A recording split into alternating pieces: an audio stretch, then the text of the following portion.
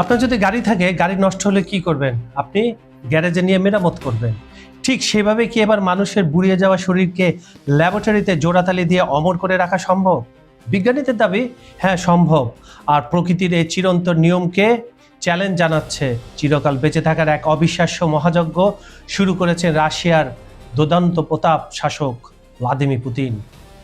Silicon ভ্যালির ধনকুবেরেরা যখন নিজেদের পকেটের টাকা খরচ করে আয়ু বাড়ানোর পথ খুঁজছেন, তখন ক্রেমলিনের এই রহস্যময় নেতা রাজত্ব টিকিয়ে রাখতে ঢেলে দিয়েছেন খোদ রাশিয়ার রাষ্ট্রীয় তহবিলের ২৬ বিলিয়ন মার্কিন ডলার।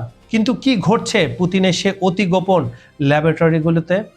কেন এই প্রজেক্টের নেপথ্যে রয়েছেন তার নিজের কন্যা? উনি কি কাউকে বিশ্বাস করতে পারছেন না? আর কেনই বা আন্তর্জাতিক মহল একে বলছে পুতিনকে খুশি করার এক চরম বৈজ্ঞানিক ধোঁকাবাজি? কেজিবি আমলের এক নিষিদ্ধ সিনেমা থেকে শুরু করে শি জিনপিংয়ের সাথে পুতিনের সেই গোপন ফিসফিসানি, সবকিছু রোমহর্ষক নেপথ্য কাহিনী নিয়ে আজ খোদাই করব পুতিনের অমরত্ব প্রজেক্টের আসল সত্য। খবর সংযোগের বিশেষ প্রতিবেদনে পুরো বিষয়টি জানতে ভিডিওটি শেষ পর্যন্ত দেখুন।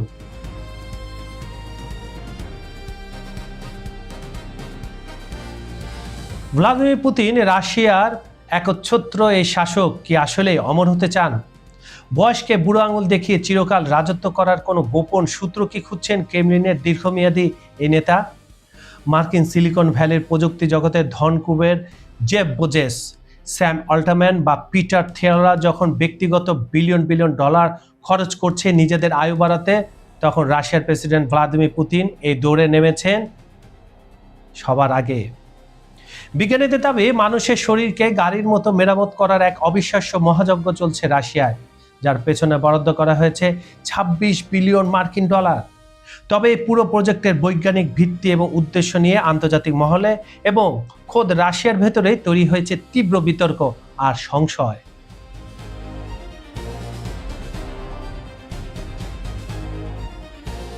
ওয়াল স্ট্রিট জার্নালে সাম্প্রতিক এক বিস্ফোরক প্রতিবেদনে দাবি করা হয়েছে, মানুষের দেহের কোষের বার্ধক্য পুরোপুরি ঠেকিয়ে দিতে এবং জিন থেরাপির মাধ্যমে মানুষের গড় আয়ু অবিশ্বাস্য মাত্রায় বাড়িয়ে নিতে রাশিয়ার রাষ্ট্রীয় পর্যায়ে একটি মেগা প্রজেক্ট চালু করা হয়েছে। এই প্রজেক্টের নাম দেওয়া হয়েছে নিউ হেলথ প্রিজারভেশন টেকনোলজিস বা নতুন স্বাস্থ্য সংরক্ষণ প্রযুক্তি। শুনতে তো ভালোই লাগছে। বর্তমানে ৭৩ বছর বয়সী এই রুশ প্রেসিডেন্টের ইচ্ছায় ও নির্দেশে এই প্রকল্পে অন্তত ২৬ বিলিয়ন ডলারের বিশাল বাজেট বরাদ্দ করা হয়েছে। সম্প্রতি রুশ সরকারের পক্ষ থেকে আনুষ্ঠানিকভাবে ঘোষণা করা হয়েছে, এই প্রকল্পের অধীনে কাজ করা বিজ্ঞানীরা এমন এক ধরনের বৈজ্ঞানিক জিন থেরাপির ফর্মুলা তৈরি করছেন যা মানবদেহের কোষের বুড়িয়ে যাওয়ার গতিকে একদম ধীর বা স্থমিত করে দিতে সক্ষম। মানে আপনার বয়স যতটুকু হয়েছে, বয়স আর বাড়বে না। আপনার যে মরা জিন বা জিন শুকিয়ে গেছে সেগুলো আবার তরতাজা হবে, আপনার আয়ু আরও বাড়বে। সোজা কথায়, বিজ্ঞানের কথা না বলে আমি যদি সোজা কথায় আপনাদের বোঝাতে চাই, এটাই হচ্ছে। বাকিটা কি হচ্ছে শুনুন। রাশিয়ার উপবিজ্ঞান মন্ত্রী দেনিস সেকিনোনস্কি গত এপ্রিলে এক বিবৃতিতে এই গবেষণার অগ্রগতি সম্পর্কে অত্যন্ত আশাবাদ ব্যক্ত করেন। তিনি দাবি করেন, এই মুহূর্তে সারা বিশ্বে বার্ধক্যের বিরুদ্ধে লড়াইয়ে এবং মানুষের যৌবন ধরে রাখার ক্ষেত্রে আমাদের এই ওষুধটি সবচেয়ে আশাব্যঞ্জক এবং অন্যতম সেরা সম্ভাবনা।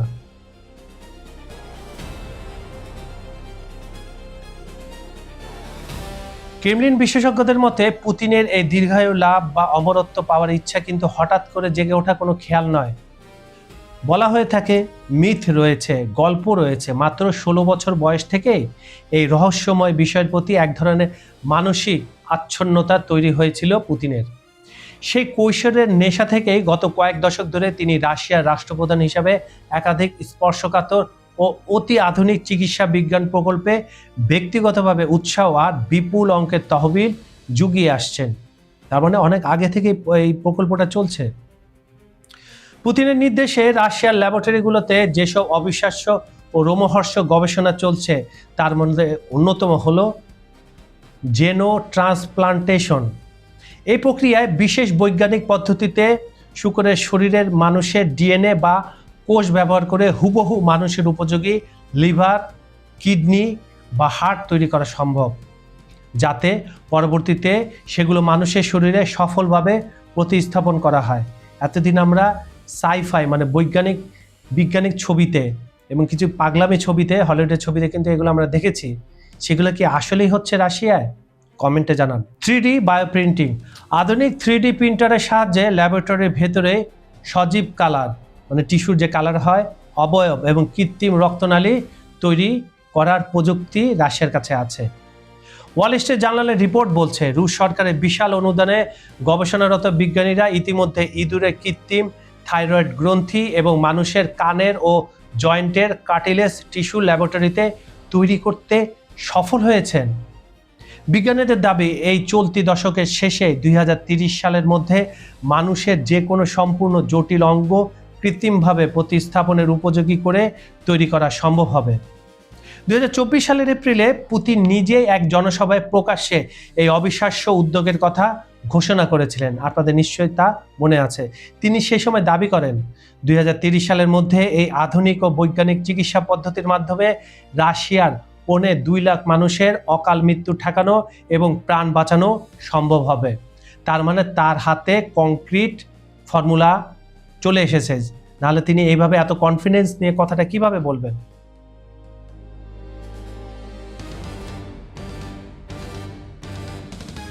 ক্রেমলিনের পক্ষ থেকে ওয়াল স্ট্রিট জার্নালের কাছে স্বীকার করা হয়েছে, রুশ ফেডারেশন বর্তমানে এই সংক্রান্ত একগুচ্ছ অতি উচ্চ প্রযুক্তির বিজ্ঞান ভিত্তিক কর্মসূচি চালু রয়েছে। সরকারের পূর্ণ রাজনৈতিক ও আর্থিক সমর্থনে রাশিয়ার একাধিক প্রথম সারির শীর্ষ চিকিৎসা গবেষণা প্রতিষ্ঠান দিন রাত এই প্রজেক্টে কাজ করছে। সবচেয়ে আকর্ষণীয় বিষয় হলো, এই স্পর্শকাতর ও অতি গোপনীয় উদ্যোগের একদম ফ্রন্ট লাইনের নেতৃত্বে রয়েছেন পুতিনের নিজের কন্যা, 41 বছর বয়সী প্রখ্যাত এন্ডোক্রাইনোলজিস্ট, বাংলায় যাকে বলে হরমোন বিশেষজ্ঞ, মারিয়া ভোরন্তসোভা, পুতিনের বড় মেয়ে। রাশিয়ার সমস্ত সরকারের জিনতত্ত্ব ও ডিএনএ সংক্রান্ত মেগা প্রকল্পগুলোর প্রধান তদারককারী হিসাবে কাজ করছেন তিনি নিজেই।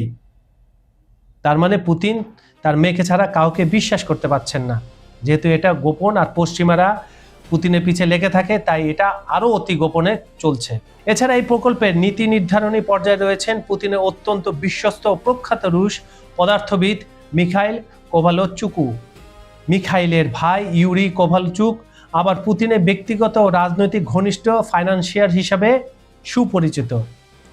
রুশ সংবাদ মাধ্যমে দেওয়া এক সাক্ষাৎকারে কোভালচুক বলেন, বিজ্ঞানসম্মতভাবে অমরত্ব নিয়ে এখনই শেষ কথা বলা কঠিন, তবে প্রযুক্তির কল্যাণে মানুষের ক্ষয়ে যাওয়া নষ্ট হওয়া শরীরকে কৃত্রিমভাবে মেরামত করার ক্ষমতা যে আগামী দিনে বহুগুণ বাড়বে তা নিয়ে বিন্দুমাত্র কোনো সন্দেহ নেই। এক্ষেত্রে আবার পৃথিবীর অনেক বিজ্ঞানী একমত হয়েছেন, যেভাবে চিকিৎসা বিজ্ঞান এগিয়ে চলেছে। তিনি মনে করেন, অদূর ভবিষ্যতে মানুষ তার বয়সকালে নিজের প্রয়োজন মতো যে কোনো অঙ্গ ল্যাব থেকে এনে প্রতিস্থাপন করতে পারবে এবং গাড়ি মেরামতের মতো নিজেকে সারিয়ে তুলতে পারবে, ব্র্যান্ডিং করতে পারবে।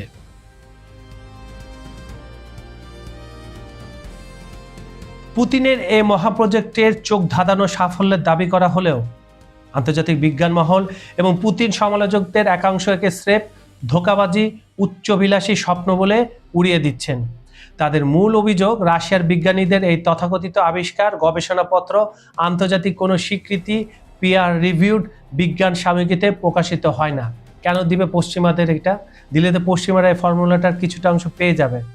এটাও হতে পারে এই কারণে, নিরাপত্তার কারণে এটা দেওয়া হয়নি।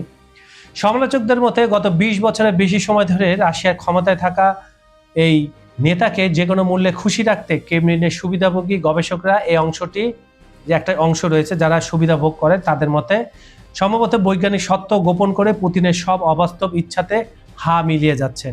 2022 সালে ইউক্রেন যুদ্ধ শুরু হওয়ার পর রাশিয়ার রাজনৈতিক পরিস্থিতির কারণে দেশ ছাড়েন রাশিয়ার বায়োপ্রিন্ট প্রযুক্তির অন্যতম প্রধান পথিকৃৎ এবং বিজ্ঞানী আলেকজান্ডার অস্ত্রোভস্কি। নির্বাসিত এই বিজ্ঞানী রাশিয়ার বর্তমান গবেষণা ব্যবস্থার কড়া সমালোচনা করে বলেন, আন্তর্জাতিক মহলে কোনো গবেষণাপত্র বিশদভাবে প্রকাশিত, পর্যালোচিত না হওয়ার সহজ অর্থ হলো বাস্তবে এর কোনো প্রমাণিত ফল পাওয়া যায়নি। তাদের এই বিশাল বিশাল দাবিগুলোকে বড়জোর সস্তা রাজনৈতিক উচ্চাকাঙ্ক্ষা, বৈজ্ঞানিক কল্পকাহিনী হিসাবে ধরে নেওয়া যেতে পারে। এই কথাটা ঠিক কি ঠিক না, এটা প্রমাণ আমি ভিডিও শেষে করব, আপনারা ওয়েট করেন। তিনি আরও যোগ করেন, বিশ্বের অন্যান্য দেশের বিজ্ঞানীদের থেকে পুরোপুরি বিচ্ছিন্ন থেকে একা একা কখনো বিজ্ঞান সাধনা, চিকিৎসা বিজ্ঞানের বিপ্লব ঘটানো অসম্ভব। নিজেদের ল্যাবরেটরির বিশাল অঙ্কের সরকারি অনুদান নিশ্চিত রাখতে পুতিন বৃদ্ধ বয়সে যা শুনতে ভালোবাসছেন, এই বিজ্ঞানীরা সম্ভবত তাকে সেটাই বানিয়ে বানিয়ে বলছেন। একই প্রসঙ্গে উঠে আসে রাশিয়ার অন্যতম শীর্ষ চিকিৎসক ভ্লাদিমির খাবিনসনের নাম, যিনি 2024 সালের শুরুতে মারা যান। মৃত্যুর আগে খাবিনসন বুক ফুলিয়ে বলেছিলেন, তার জীবনের অন্যতম প্রধান লক্ষ্য ও মিশন হলো প্রেসিডেন্ট পুতিনের আয়ু যে কোনো উপায়ে বাড়িয়ে দেওয়া। তার মানে কাজ তখন থেকে চলছিল। তিনি স্বপ্ন দেখতেন আধুনিক ওষুধের সাহায্যে মানুষের স্বাভাবিক আয়ু অন্তত 120 বছর করা সম্ভব। আমি যে কথাটা বলছিলাম, ওই ভদ্রলোক যে দেশের বাইরে চলে গেছে এবং বলতেছে এটা অসম্ভব, তিনি বলতেছেন যে একা এটা করা সম্ভব নয়। আপনারা খেয়াল করবেন, চীনও কিন্তু এই প্রজেক্টের সাথে আছে। কিছু কিছু রিপোর্ট লিক আউট হয়, চীন থেকে তো রিপোর্ট লিক আউট হয় না, তারপরে একজন সাবেক চীনা বিজ্ঞানী কিন্তু একবার বলে ফেলেছিলেন যে চীন রাশিয়ার সাথে মিলে 24-এর পর থেকে এই প্রকল্পে কাজ করছে। তার মানে চীনারা তো এমনি অনেক ব্রেনি এবং খুব ঠাড্ডা মাথার মানুষ। তারা যদি এই প্রজেক্টের সাথে সঙ্গে সঙ্গে যুক্ত হয় তাহলে কিছু না কিছু সাফল্যতা আসবে। আর পুতিন এত বোকা না যে $24 বিলিয়ন উনি পানিতে ফেলবেন। কিছু তার হাতে প্রমাণ আছে বলে তিনি সেটা খরচ করছেন।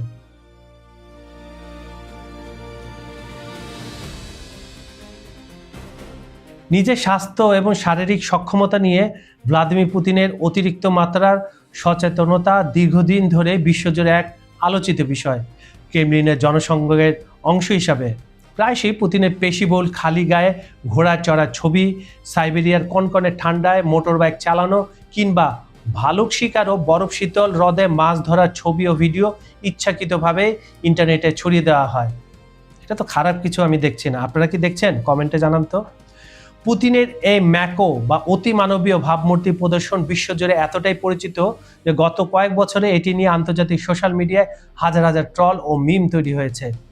পুতিন যে শুধু আড়ালে প্রজেক্ট চালাচ্ছেন তা নয়, অন্যান্য বিশ্ব নেতাদের সঙ্গেও বিভিন্ন দ্বিপাক্ষিক বৈঠকে নিজের এই দীর্ঘায়ু পাওয়ার পরিকল্পনা এবং অমরত্বের তত্ত্ব নিয়ে একাধিকবার খোলামেলা কথাও বলেছেন। মনে আছে 2025 সালে এক আন্তর্জাতিক শীর্ষ সম্মেলনে শি জিনপিংয়ের সাথে কি আলাপ হয়েছিল? সেই সম্মেলনের ফাঁকে একটি ওপেন মাইকে রুশ প্রেসিডেন্টকে ফিস করে চীনের প্রেসিডেন্ট শি জিনপিংকে বলতে শোনা যায়, আধুনিক বিজ্ঞানের কল্যাণে ল্যাবরেটরিতে তৈরি মানুষের অঙ্গ প্রতিস্থাপনের মাধ্যমে একজন মানুষ চাইলে অনন্তকাল চিরকাল বেঁচে থাকতে পারে। আর এইসব দিক থেকে চীন খুব ইন্টারেস্ট, কারণ তাদের রয়েছে হাজার বছরের আয়ুর্বেদী এবং অন্যান্য চিকিৎসা জ্ঞান।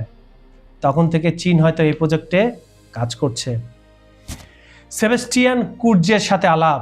এর আগে 2018 সালেও অস্ট্রিয়ার তৎকালীন তরুণ চ্যান্সেলর সেবাস্টিয়ান কুর্জের কাছে পুতিন বরফ শীতল মাইনাস তাপমাত্রার ক্রায়োথেরাপি চেম্বারে সম্পূর্ণ নগ্ন হয়ে দাঁড়িয়ে থাকার অবিশ্বাস্য শারীরিক উপকারিতা এবং এটি কিভাবে যৌবন ধরে রাখে তা নিয়ে দীর্ঘ সময় ধরে জ্ঞানগর্ভ আলোচনা করেছিলেন।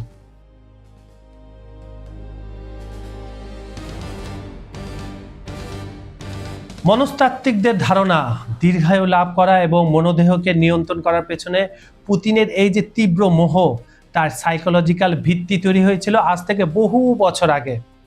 সেই 1968 সালে, ওই বছর তৎকালীন সোভিয়েত ইউনিয়নে মুক্তি পেয়েছিল একটি ব্লকবাস্টার রাজনৈতিক থ্রিলার চরিত্র ডেড সিজন। আপনারা এটা ইন্টারনেটে খুঁজে দেখতে পারেন। এর আদলে হলিউডে সম্ভবত কোনো ছবি বানানো হয়েছে।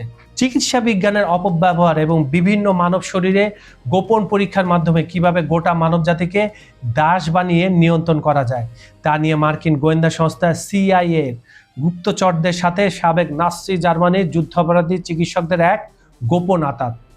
এই সিনেমাটি তরুণ পুতিনের কিশোর মনকে এতটাই গভীরভাবে নাড়া দিয়েছিল এবং প্রভাবিত করেছিল, পুতিন নিজেই পরবর্তীতে একাধিক সাক্ষাৎকারে স্বীকার করেছেন 75 সালে তার সোভিয়েত গোয়েন্দা সংস্থা KGB-তে যোগ দেওয়ার পেছনে এই ডেড সিজন ছবিটি ছিল তার জীবনের সবচেয়ে বড় অনুপ্রেরণা। সেই সিনেমা থেকেই সম্ভবত পুতিনের মাথায় এই ধারণা ঢুকে যায়, হরমোন, জিন থেরাপি আর অঙ্গ পরিবর্তনের মাধ্যমে মানুষের আয়ু ও মন নিয়ন্ত্রণ করা সম্ভব।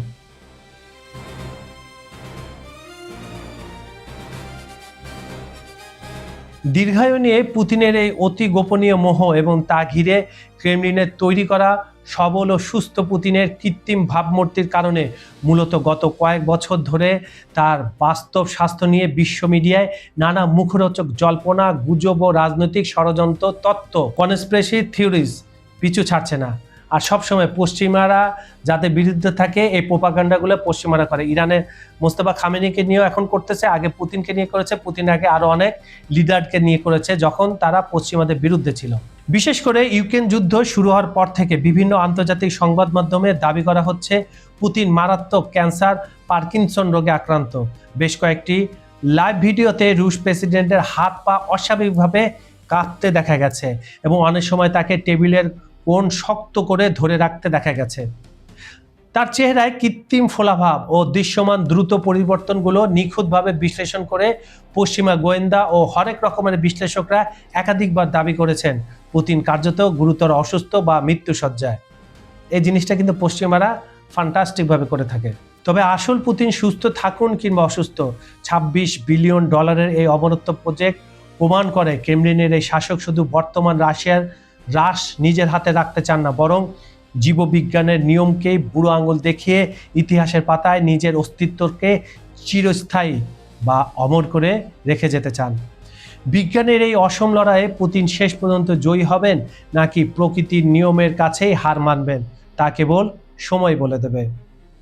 প্রকৃতির নিয়মকে ফাঁকি দিয়ে বিজ্ঞানের কাঁধে ভর করে $26 বিলিয়ন এই অমরত্ব প্রজেক্ট কি আসলেই সফল হবে, নাকি এটি স্রেফ ক্রেমলিনের ক্ষমতা টিকিয়ে রাখার এক অবাস্তব বৈজ্ঞানিক কল্পকাহিনী, তা হয়তো ভবিষ্যতেই বলে দেবে। তবে ইতিহাস সাক্ষী, ক্ষমতা আর রাজত্ব চিরস্থায়ী করতে চাওয়া ইতিহাসের কোনো দুর্দান্ত প্রতাপ শাসকই শেষ পর্যন্ত প্রকৃতির অমোঘ নিয়মকে এড়াতে পারেনি, এটা সত্যি কথা। তবে পুতিন কি পারবেন সে ইতিহাস বদলে দিতে? তিনি অনেক ইতিহাসও তো বদলেছেন, তিনি আবার সোভিয়েত ইউনিয়নকে এক করার চেষ্টা করছেন। তাহলে আপনার কি মনে হয় পুতিনের এই মহাপ্রজেক্ট কি আসলেই সফল হবে, নাকি এটি শুধুই কোটি কোটি ডলারের বৈজ্ঞানিক ধোঁকাবাজি? কমেন্ট বক্সে আপনার মূল্যবান মতামত অবশ্যই আমাদের জানান। আজকের এই বিশেষ প্রতিবেদনটি আপনারা পৃথিবীর কোন প্রান্ত থেকে দেখছেন? Bangladesh, Bharat, Pakistan, America, Europe, Ukraine, Brazil, Argentina, Africa কিংবা সৌদি আরব, কুয়েত, দুবাই সহ মধ্যপ্রাচ্যের যে দেশ থেকেই হোক না কেন, কমেন্ট করে আমাদের সাথে যুক্ত হন। আন্তর্জাতিক রাজনীতির এমন সব রোমহর্ষক নেপথ্য কাহিনী এবং ভূ রাজনীতির ইনসাইড স্টোরি সবার আগে পেতে এখনই আমাদের চ্যানেলটি সাবস্ক্রাইব করুন এবং ফেসবুক পেজটি ফলো করে রাখুন। আর হ্যাঁ, যে কোনো ধরনের বিজ্ঞাপন ও প্রমোশনের জন্য আমাদের ডেসক্রিপশন বক্সে দেওয়া নাম্বারে সরাসরি যোগাযোগ করতে পারেন। আজ তাহলে এ পর্যন্তই। আন্তর্জাতিক রাজনীতি নতুন কোনো হট টপিক ও ইনসাইড স্টোরি নিয়ে আবারও আপনাদের সামনে হাজির হব। আমি কাজল হায়দার আজকের মতো বিদায় নিচ্ছি। সবাই ভালো থাকুন, নিরাপদে থাকুন। আল্লাহ হাফেজ।